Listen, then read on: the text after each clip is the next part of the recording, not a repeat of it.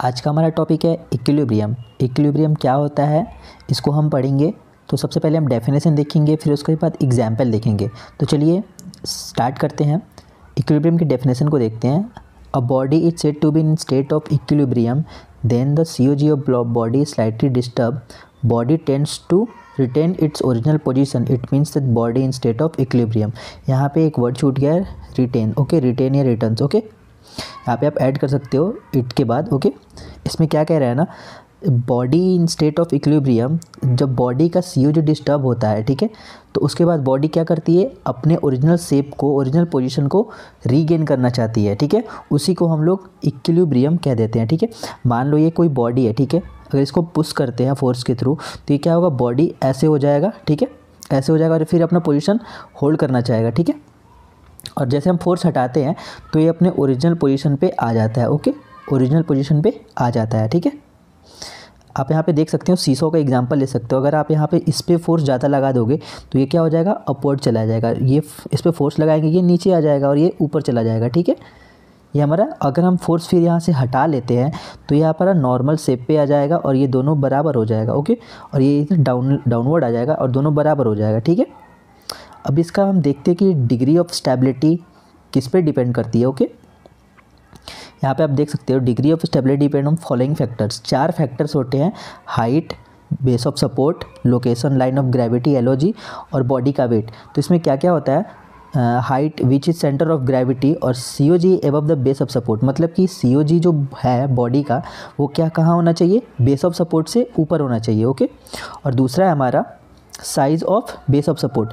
Base of support का size कितना है, आप यहाँ पे पहले में दे सकते हो कि सेंटर ऑफ जो ग्रेविटी है, ये हमारा सेंटर ऑफ ग्रेविटी है बॉडी की, ये हमारा above the base of support. हमारा बेस ऑफ सपोर्ट तो यहाँ पे है, यहाँ पे आप देख सकते हो बेस ऑफ सपोर्ट हमारा यहाँ पे है, तो इसके एबव में है हमारा बेस, अपना सेंटर ऑफ ग्रेविटी। ओके, अब हम दूसरा का बात करते हैं कि size of base of support. Base of support का साइज़ भी क्या होना चाहिए, बड़ा होना चाहिए। ठीक है, size of base of support ये भी डिपेंड करता है, ये भी एक फैक्टर है।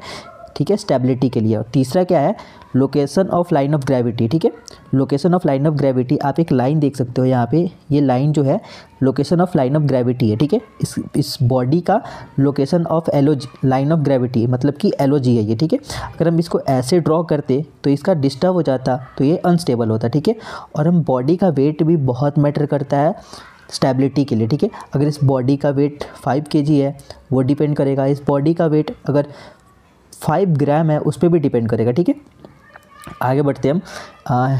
This shows that stability of body enhanced by. Okay, मतलब कि इससे क्या क्या कर सकते हैं, क्या क्या होगा कि बॉडी हमारा ज़्यादा स्टेबल रहेगा। ठीक है, अगर हमारा centre location of line of gravity low होना चाहिए, ठीक है, तब हमारा बॉडी क्या होता है, ज़्यादा स्टेबल रहेगा। ठीक है, अगर किसी भी बॉडी को ज़्यादा स्टेबल करना है तो सबसे पहला फैक्टर हमको क्या करना चाहिए, उस बॉडी का line of gravity, location of gravity, ठीक है, centre of gravity, sorry centre of gravity है, वो क्या होना चाहिए, लो होना चाहिए। मतलब बॉडी से नीचे होना चाहिए। जितना भी नीचे रहेगा, ज़मीन के पास रहेगा, उतना ही वो ज़्यादा बॉडी स्टेबल रहेगा। यहाँ पे आप देख सकते हो, यहाँ पे डायग्राम में आप देख सकते हो। ठीक है, ये देख सकते हो, अगर बॉडी स्टैंडिंग में है तो उसका लाइन ऑफ ग्रेविटी अपवर्ड है। ठीक है, और सिटिंग में है तो उसका थोड़ा और नीचे आ गया। ठीक है, COG। और अगर सुपाइन में है, लेटा हुआ है, तो उसका line of gravity, centre of gravity पूरा नीचे आ गया। ठीक है, तो सबसे ज़्यादा स्टेबल कौन सा होगा कि हमारा सुपाइन में जो बॉडी लेटी हुई है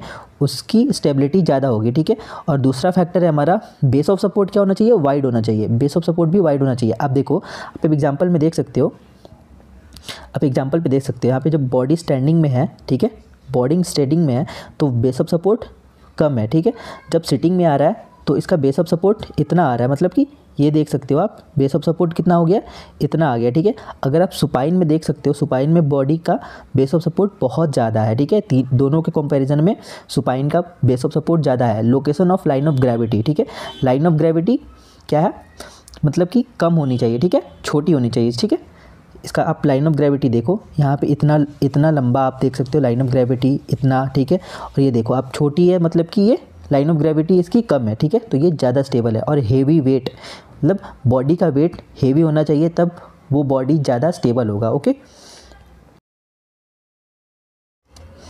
यहाँ पे आप ह्यूमन बॉडी के एग्जांपल के थ्रू समझ सकते हो कि किस तरह से base of support, line of gravity, body का वेट किस तरह से फैक्टर करता है एक स्टेबल बॉडी के लिए। ओके, अब हम देखते हैं 3 टाइप्स ऑफ इक्विलिब्रियम। इक्विलिब्रियम के टाइप्स को देखते हैं। स्टेबल इक्विलिब्रियम, दूसरा है न्यूट्रल, तीसरा है अनस्टेबल। पहले में स्टेबल को पढ़ेंगे, फिर न्यूट्रल पढ़ेंगे, फिर अनस्टेबल पढ़ेंगे। ओके, तो चलिए एक एक करके स्टार्ट करते हैं। स्टेबल इक्विलिब्रियम क्या होगा? Stable equilibrium, okay, stable equilibrium, if a body pushed by a force, so body will disturb, but when the force is removed it returns to its original position. मतलब कि यहाँ पे आप कोई ट्रायंगल देख सकते हो, यहाँ पे आप ट्रायंगल देख रहे हो ना, इस ट्रायंगल पे अगर आप फोर्स लगाते हो, ठीक है, ये ट्रायंगल है, अगर आप फोर्स लगा रहे हो, ठीक, तो बॉडी का COG, अगर ये मानो बॉडी इस तरह से थी, ठीक है, बॉडी आप मान लो कि बॉडी इस तरह से थी, अगर आपने इस पर फोर्स लगाया तो ये अपना पोजीशन चेंज कर लिया और ये इस तरह से हो गई है, ठीक है। अब ये बॉडी इस तरह से हो गई है, ठीक है। अगर आप इस पर से फिर से अगर फोर्स हटा लेते हो, ये जो फोर्स है ये आप रिमूव कर देते हो, तो ये फिर से बॉडी अपना रीशेप में आ जाएगा, मतलब कि इसका जो ओरिजिनल पोजीशन था ये उस पोजीशन पे आ जाएगा। तो ऐसे ही इक्विलिब्रियम को हम लोग स्टेबल इक्विलिब्रियम कहते हैं, ठीक है।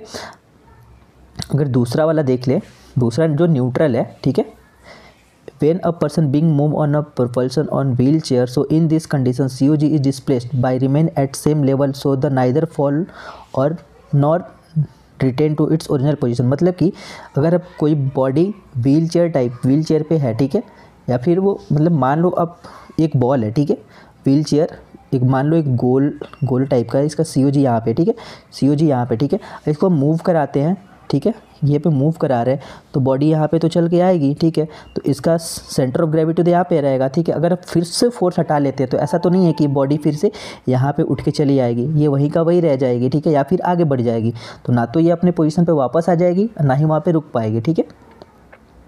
यहाँ पे देख सकते हो ट्रायंगल के थ्रू, यहाँ पे आप एग्जांपल में देख सकते हो ट्रायंगल है एक, ठीक है, अगर इसका सेंटर ऑफ ग्रेविटी ये है, अगर इस पर हमने फोर्स लगाया तो ये आगे की ओर मूव करेगी ऐसे, ठीक है, आगे ऐसे की ओर मूव करते जाएगी, सेंटर ऑफ ग्रेविटी इसका चेंज हो रहा है, ना तो ये अपने पोजीशन पे वापस आ रहा है और ना आप आगे जा पा रहे हो। ओके, तो ये इस टाइप के हम इक्विलिब्रियम को बोल देते हैं न्यूट्रल इक्विलिब्रियम। ओके, अब हम नेक्स्ट देखते हैं अपना unstable equilibrium. In this condition COG will not returns to its original position, then the body will fall. इसमें क्या होता है ना, अगर आप ट्रायंगल को उल्टा कर दो, ठीक है, ट्रायंगल को आप उल्टा कर दिए हो, ठीक है, ये उल्टा है, अगर इस पर फोर्स लगाते हो, इस साइड से फोर्स लगाते हो तो बॉडी गिर जाती है, ठीक, और अपने अगर फोर्स लगा दिए, ठीक है, और फोर्स हटा भी लेंगे तो अपने उस ओरिजिनल पोजीशन पे नहीं आ पाता है, अपने ओरिजिनल पोजीशन पे नहीं आ पाता है, ठीक है।